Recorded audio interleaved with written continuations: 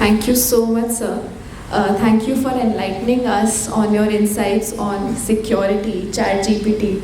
It was indeed relatable. So thank you so much for that. Now I invite Dr. Nandini Vashisht to present the gift, memento and conference kit to Dr. Swaran, sir.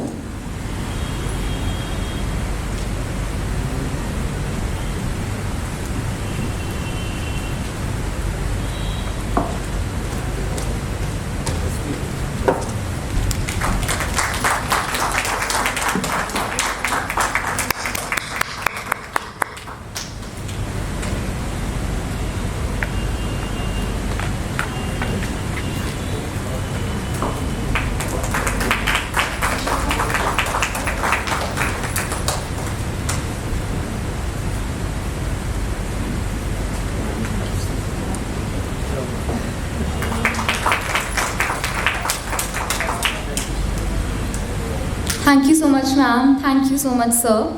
Now, I would like to invite our inaugural addressee, the co-convener of the conference, Professor Aurora Martin, a distinguished professor at Brusov University and a former professor at the Oriental Institute of Vatican. She serves as the Vice President of the International Institute of Human Security and Honorary President of the Humanity for All.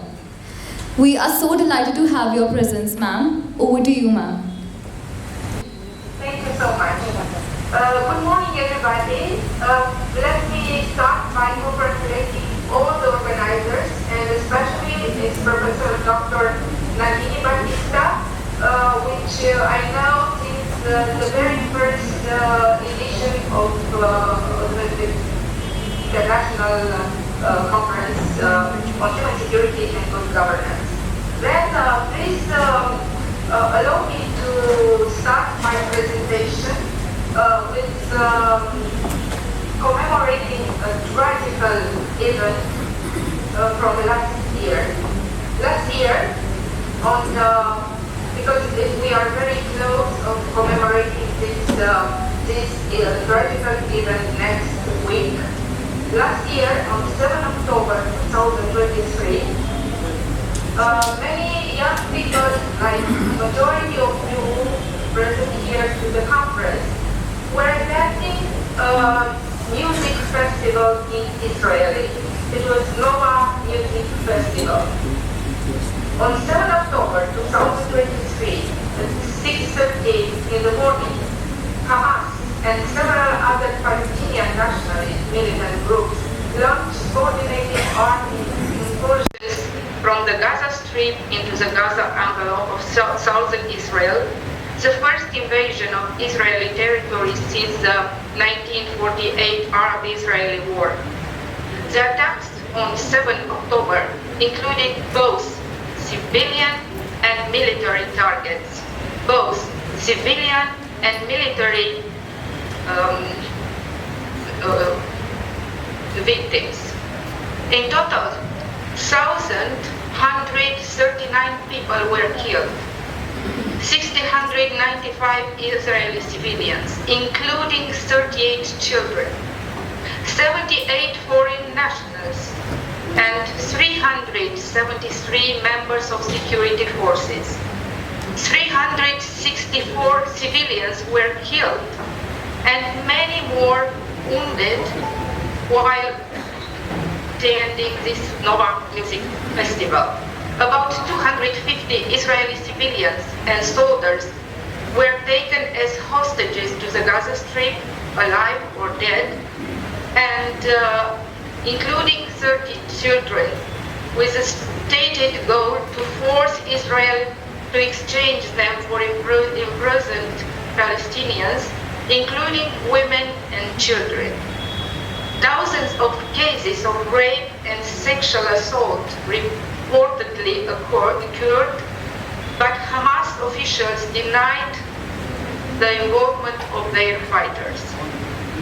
Well, the governments of 44 countries denounced the attack and described it as blamed Israel's occupation of the Palestinian territories as the root cause the attack. The open conflict between Israel and Iran is bringing the mankind today closer than ever to the Third World War. That's why it's so important to have this conference, this kind of conference, to talk about human security and about good governance. We are engaged testimonies in the changing face of global violence. In the First World War, only 5% of civilians were victims. In the Second World War, 50% of civilians were victims. During the conflict in the former Yugoslavia, however, which occurred during the decade of 90s, the percentage of civilian victims became even more pronounced. In the Civil War, the civilian victims surprisingly rose to 90% of casualties. These realities show a changing face of global violence. In the light of this statistical data, it's easy to see the shift in victims' typology from trained soldiers to innocent civilian population. The last 100 years, more people were killed by their own government than by foreign armies. The human security approach provides a new way of thinking about the range of challenges the world faces in the 21st century and how the global community responds to them. For many people, today's world is an insecure place, full of threats on many fronts: natural disasters, violent conflict, chronic and persistent poverty, health pandemics, international terrorism, and sudden economic and financial downturns impose significant hardship and undercut prospects from sustainable development, peace, and stability. Such crises are complex, entailing multiple forms of human insecurity. When insecurities overlap, they can grow exponentially, spiraling into all aspects of people's lives, destroying entire communities and crossing national borders. Most of today's development of humanitarian challenges arise from multiple factors that are interconnected and mutually reinforcing. The human security approach is based practically on 5 fundamental principles that differentiate it from simply working together. These are people-centric, comprehensive, context-specific, prevention-oriented, protection, and empowerment. This requires greater integration of activities across in partnership with others. For people in crisis and extreme poverty, acting on single issues is not enough. Insecurity must be taken together, comprehensively. Only then will people begin to feel safe in all aspects of their lives, have the income and opportunity to attain well-being, and know that their rights and dignity are fully respected. Only then will they enjoy human security.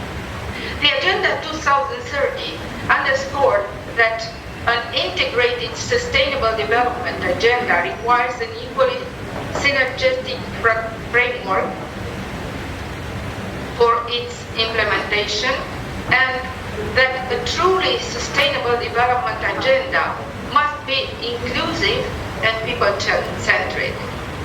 Echoing the human security approach, Agenda 2030 calls for development strategies that result in more resilient society, where people are safe from chronic threats such as poverty, hunger, disease, violence and repression, and protect from sudden disruption in their daily lives.